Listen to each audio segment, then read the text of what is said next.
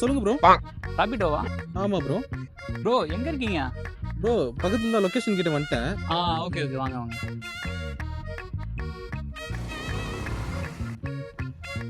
வாங்க ப்ரோ நீங்க தானே? வாங்க. ஓகே வாங்க.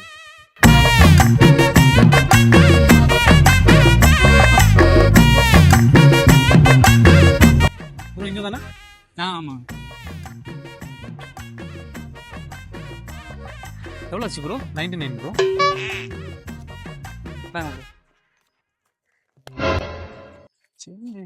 ப்ரோ. ப்ரோ